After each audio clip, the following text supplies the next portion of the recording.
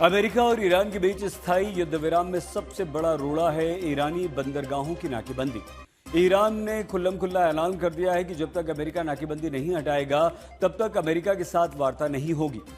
अमेरिकी राष्ट्रपति ने ईरान की शर्तों को मानने से इनकार कर दिया। तो अब आगे क्या होगा? क्या ईरान और अमेरिका के बीच लंबे समय तक संघर्ष या युद्ध जारी रहेगा या फिर ईरान अपनी चेतावनी को सच सिद्ध कर देगा? आखिर ईरान की चेतावनी में ऐसा क्या है जिससे समुद्र में अमेरिका और ईरान के बीच महायुद्ध छिड़ सकता है?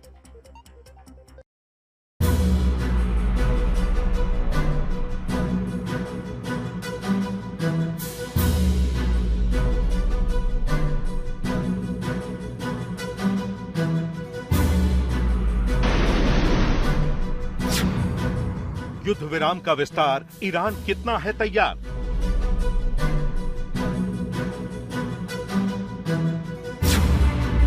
क्या अमेरिका के आगे झुकेगा या लड़ेगा ईरान?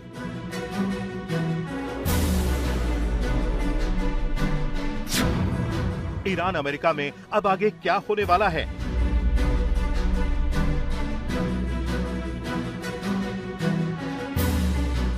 IRGC का ऐलान, ईरान की शर्तों पर वार्ता संभव।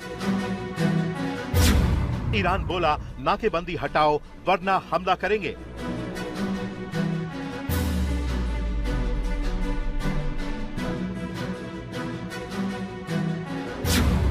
युद्ध विराम में नया मोड़, ईरान का घातक तोड़।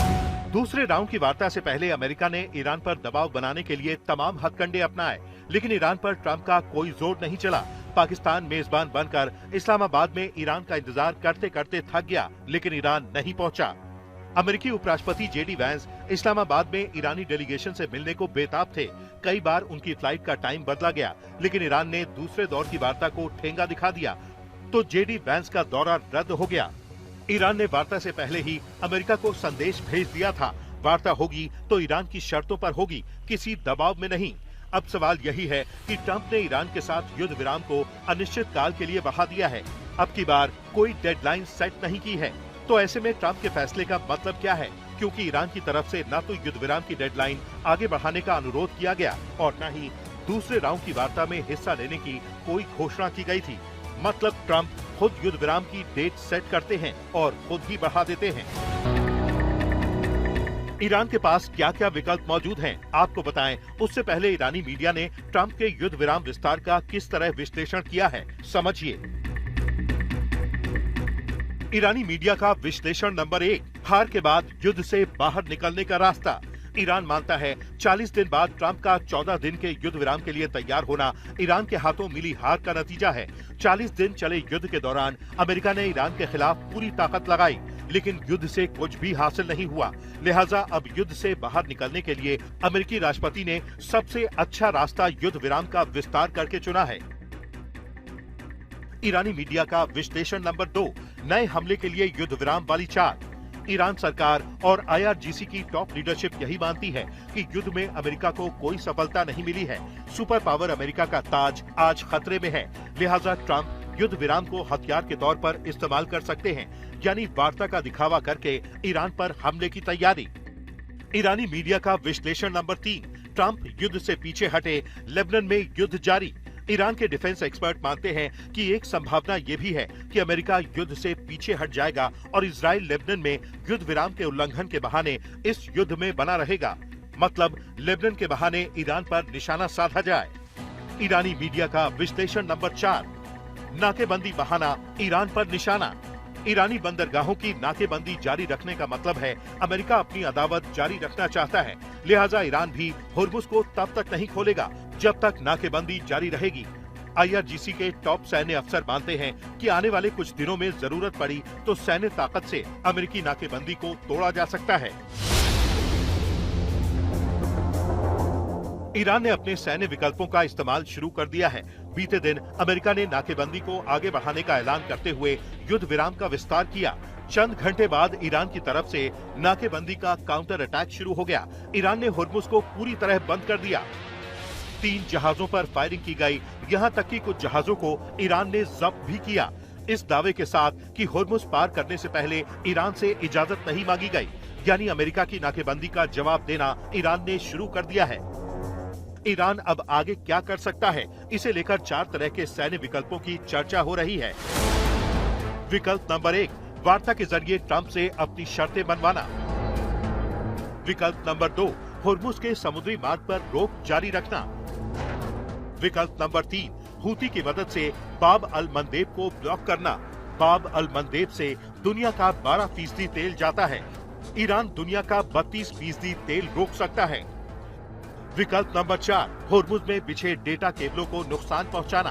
अंडर वाटर केबल कटे तो खाड़ी देशों में बिजली संकट। हूती केबलों को नुकसान पहुंचाने की धमकी दे चुके हैं।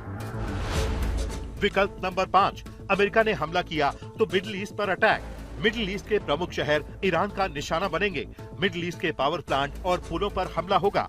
गैस प्लांट और ऑयल रिफाइनरी पर हमला। ईरान का एंड गेम एकदम क्लियर है। अमेरिका के साथ स्थायी युद्ध विराम हो, लेकिन उनकी शर्तों पर। अब ईरान की 3 बड़ी शर्तें हैं। पहली शर्त, वार्ता तभी होगी जब अमेरिका अपनी नाकेबंदी हटाएगा। दूसरी शर्त, ईरान होर्मुज से अपना संपूर्ण नियंत्रण नहीं छोड़ेगा। और तीसरी शर्त, ईरान अपना परमाणु प्रोग्राम बंद नहीं करेगा और अमेरिका को अपना 440 किलो एनरिच्ड यूरेनियम नहीं देगा। आज तक ब्यूरो। हमारे साथ हमारे संवाददाता अशरफ वानी जुड़ चुके हैं। अशरफ, अब स्थायी युद्ध विराम तो हो गया, लेकिन क्या ईरान की शर्तों पर अमेरिका बातचीत करेगा? शुक्रवार को बात हो पाएगी? सईद, जिस अंदाज से आईआरजीसी खासतौर से पिछले 24 घंटों के दौरान काफी सक्रिय हो गया है स्ट्रेट ऑफ हार्मुज में, और जिस अंदाज से कल अमेरिकी राष्ट्रपति डोनाल्ड ट्रंप ने इसकी घोषणा की थी, जब एक ईरानी जहाज को जो चीन से लौट रहा था उसको बंदर अब्बास जाना था, उस पर दावा बोला था नेवी ने, अमेरिकी नेवी ने, और उसको अपने कब्जे में लिया था उसके क्रू के साथ।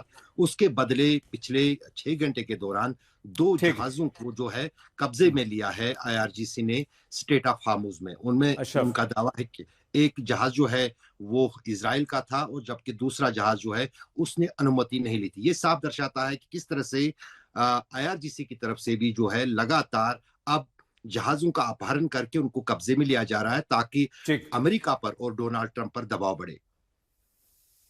बहुत धन्यवाद आपका अशरफ वानी, हमारे संवाददाता। अब देखना यह होगा कि शुक्रवार को वार्ता बातचीत शुरू होती है या नहीं।